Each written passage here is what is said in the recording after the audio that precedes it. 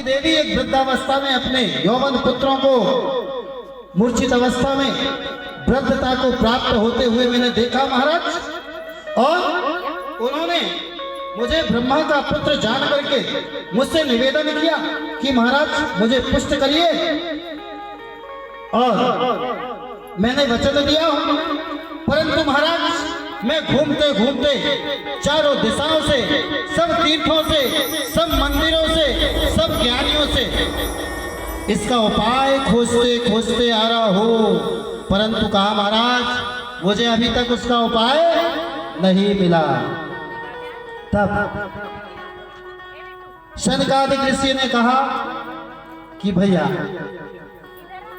जो चतुश्लोकी भागवत जी हैं उसका पूर्ण ज्ञान, भागवत जी का ज्ञान दिया है नारद जी को, और कहा अगर इस मृत्युलोक में इस भागवत कथा का आयोजन होता है तो भाव से श्रोता वक्ता इस भागवत जी की कथा का पान करें, योग वाचन करें, और सभी संत मुनि महात्मा प्रभु का चिंतन करें, तो जहां पर प्रभु का चिंतन होगा वहां पर भक्ति पुष्ट हो जाएगी, ज्ञान वैराग्य यौवन हो जाएंगे, और भक्ति देवी वहां आकर के सबके हृदय के अंदर में विराजमान होकर के मेरे गोविंद मेरे गोपाल की कृपा से पुष्ट होकर के उस सभा मंडल के अंदर नृत्य करेगी।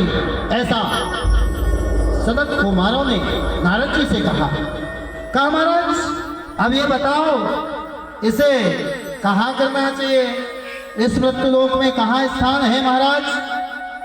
तब उन्होंने कहा कि गंगा जी के तीर में आओ, जहां से भक्ति का प्रवेश होगा, हरिद्वार को हरिद्वार क्यों कहते हैं, क्योंकि उसी द्वार से ये भागवत कथा के लिए जो प्रथम भागवत हुई, जो महाराज सुखदेव जी ने राजा परीक्षित को श्रवण पान कराया, उसी स्थल से उसका उद्गम स्थान है, इसलिए हरिद्वार को हरिद्वार कहते हैं। वहां से भगवान का आगमन है, भगवान का भावमय स्वरूप जो आपके सामने विराजमान है।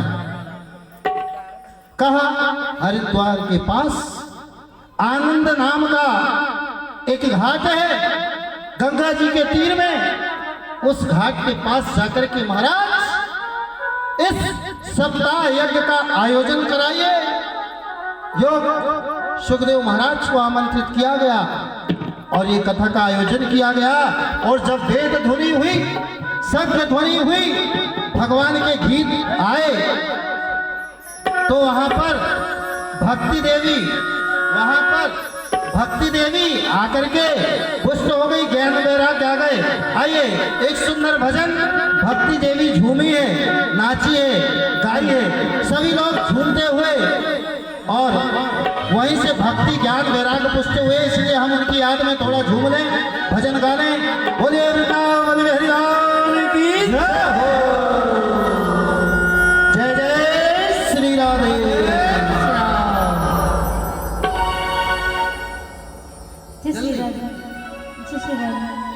भोले बाबा बिहारी लाल की जय।